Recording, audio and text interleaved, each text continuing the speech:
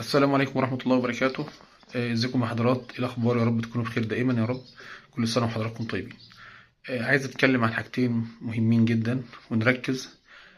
how different between weather and climate، يعني ازاي تفرق ما بين الطقس والمناخ، او تبقى عارف ايه الفرق ما بينهم. احنا حديثنا النهاردة عن الطقس، مصطلح الطقس ومصطلح المناخ. الطقس weather، المناخ climate. فعايزين نفرق ما بين الحاجتين دولت. مهم، يعني مهم جدا تفرق ما بينهم. المناخ هو حالة الجو لفترات طويلة، أو متوسط درجة الحرارة للجو لفترات طويلة قد تمتد ل20 سنة و10 سنين و15 سنة و100 سنة. ده المناخ.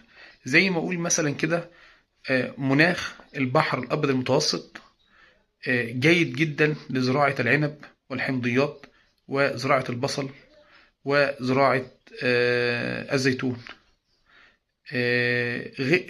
ده مثلا، يعني انا بقول لك حالة اللي هو ايه، المناخ. هو العلماء بيحسبوا متوسط الحرارة على مدار العديد من السنوات، وبيبدأوا يشوفوا المحصول المناسب للزراعة في هذه المنطقة. لكن لما اقول الطقس اللي هو الويذر، هو حالة الجو لفترات قصيرة، ممكن تكون 3 أيام، ممكن تكون أسبوع. زي لما أقول لحضرتك متوسط مثلا، لما أقول مثلا حضرتك على سبيل المثال فور اكزامبل، لما أقول لك بداية الأسبوع ستتعرض البلاد لموجات من الصقيع، يبقى هنا أنا بقول حالة الجو لفترة قصيرة، 3 4 أيام، 5 6 7 15 20 30. ده حالة الجو لفترة قصيرة.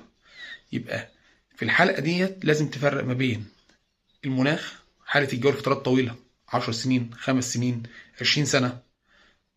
الطقس حالة الجو لفترات قصيرة، زي لما أقول لك النشرة الإخبارية: درجة الحرارة النهاردة كذا، انخفاض غدا، انخفاض بعد غد، سيبقى مثلا يوم الأربع شتاء ممطر، جو ممطر، ترتفع درجة الحرارة الخميس. هو ده اللي هو التقلبات في درجة الحرارة على مدار عدد ساعات قليلة أو عدد أيام. فالموضوع ده مهم جدا، لأن بدأ النهاردة العلماء يتجهوا إلى ابتكار تقنيات للتغلب على التغير في الظروف المناخية، لأن الموضوع معقد جدا.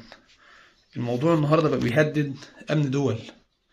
هي الإنسان ملوش تدخل بالقصة دي، لأنها أمور راجعة إلى الطبيعة وظروف المناخ.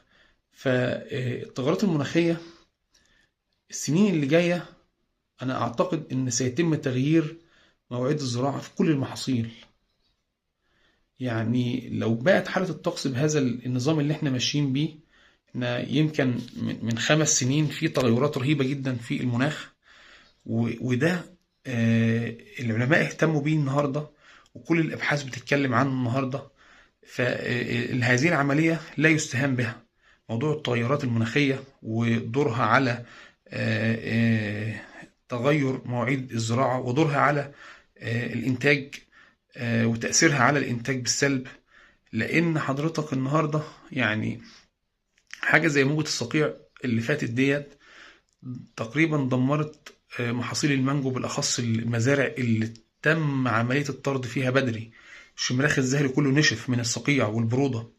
كذلك أيضا العنب اتأثر بيها، الموالح. فكل ده بيأثر على الأمن القومي للبلاد. ولكن هقول لحضرتك بعض النصائح اللي احنا نتغلب بيها على موضوع التغيرات المناخية. لما تسمع في الطقس يقول لك ستمر البلاد الأيام القادمة مثلا لحالة انخفاض في درجات الحرارة لمدة تصل إلى أسبوع، يبقى حضرتك أوتوماتيك تكون عامل لنفسك خطة تشتغل عليها، اللي هي إيه؟ إن أنا المحصول بتاعي ما يخشش، وركز في الكلام ده كويس، ما يخشش موجة الصقيع إلا لما أكون راوي الأرض، يعني في محتوى رطوبي حوالين الريزوسفير أو منطقة نمو الجذور. قبل حضرتك ما تخش موجة الصقيع او قبل النبات بتاعك ما يدخل على موجة الصقيع. يبقى انا داخل ارض فيها محتوى رطوبي كويس، ارض مش عطشانة، ما بتعانيش من اي اجهاد. الجماعة بتوع البصل قبل موجة الصقيع ترشوا حاجة فطري كويسة. وبعد كده بقى نخش في رش مركبات الطاقة. لو عندك يعني لو حضرتك جيت مثلا في الري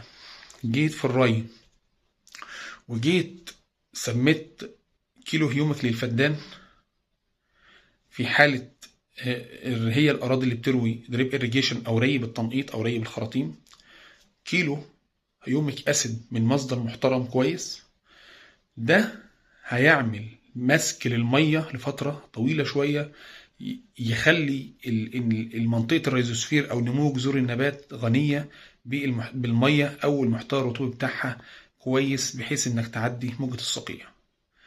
لو هتروي غمر حط 2 كيلو أو حط كيلو فالفيك للفدان مع كيلو هيومك. ده هيساعد الجذور إن هي تتنشط ويحصل انقسامات في الخلايا، ويبدأ الجذر يبقى نموه كويس، الجذور نموها كويس، وهيحافظ على المحتوى الرطوبي بالإضافة إلى التدفئة.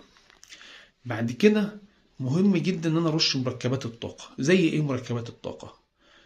احنا قلنا قبل كده ان الصقيع لما بينزل على الزرع بيخلي المية اللي موجودة في الخلايا تتحول لبلورات تلج.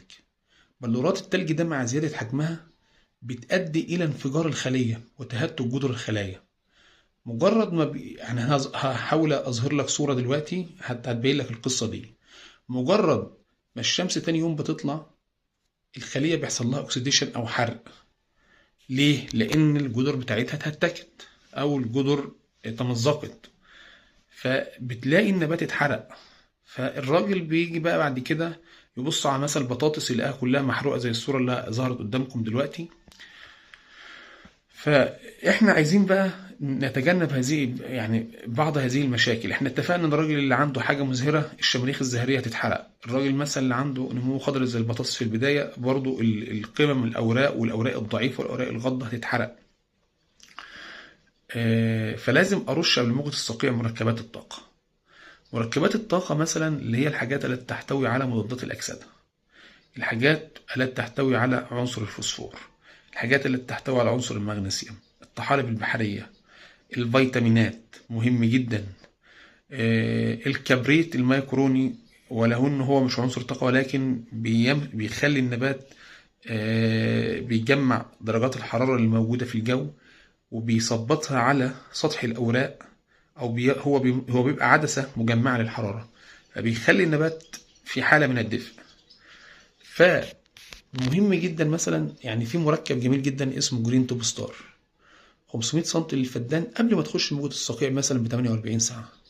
حاجة زي الفيتانيك اس كي بيحتوي على السيليكا والطحالب البحرية، برضو مهم جدا انك ترش حاجة زي كده نص لتر للفدان. حاجة زي البسفولار اكتيف، حاجة زي الفيتامينات، اي مركب فيه فيتامينات نص لتر للفدان.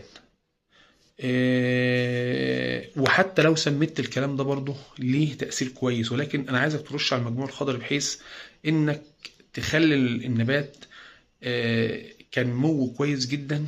وكحماية السيليكا بتغطي سطح الأوراق، بتحميها من الصقيع لفترات تصل إلى 15 يوم. فالحاجات دي مهمة جدا اللي هي بيسموها مركبات الطاقة. الطحالب البحرية لو جبت طحالب بحرية من مصدر كويس هي يعني وتخلطه مع حاجة على الفوسفور، يعني 200 جرام طحالب بحرية من مصدر كويس مع نص كيلو على الفوسفور للفدان على 150 لتر مية لو بالموتور الظهري، 200 لتر ميه لو بالموتور الكبير، او برميل ميه بيعمل من حوالي 200 ل 250. مفيش ادنى مشكله خالص، وهتخلي النبات بتاعك داخل الطاقه بتاعته عاليه، وان شاء الله يعدي موجة الصقيع. طب الكلام ده يا باشمهندس اكرره كل قد ايه؟ كل ما تلاقي تابع النشر الاخباريه كويس جدا. كل ما تلاقي يعني مثلا قال لك الاسبوع ده في انخفاض درجه حراره، يبقى قبل الاسبوع ترش وتظبط نباتك. قال لك الاسبوع اللي جاي منتظم، ويجي بعد كده يقول لك الاسبوع الجاي، فانت مع كل موجات حراره منخفضه تعمل هذا الكلام. ليه؟ لان حضرتك لما ترش، احنا قلنا قبل كده الزرعة البدرية منسية، واللي ذاكر ذاكر. لما ترش قبل المشكلة غير لما ترش وتعالج بعد المشكلة. فيعني أنا أرجو إن أنا أكون أفدت حضرتك في هذا الفيديو، واحنا اتفقنا ان احنا بنقدم علم ينفع الناس. انا يمكن بعدت شويه على اسماء منتجات، ولكن انا بقول لك مواد فعاله. ليه؟ لان بيجي لي واحد يقول لي يا باشمهندس انا مش لاقي المنتج ده. ولكن برضو انا تاكيدي في اخر الحلقه يا جماعه، المركبات اللي انا بقولها دي لو مش يعني مصدرها مش مصدر كويس، مش هتديك النتائج اللي انا بقول لك عليها. فدائما وابدا لما اقول لك حاجه في اي فيديو انتقي المصدر بتاع الحاجه دي. وفي النهايه، كل سنه وحضراتكم طيبين. ما تنسوش تدعمونا بلايك واشتراك في القناة وشير للقناة عشان توصل أكبر عدد ممكن. وإن شاء الله نتقابل في حلقة تانية، والسلام عليكم ورحمة الله وبركاته.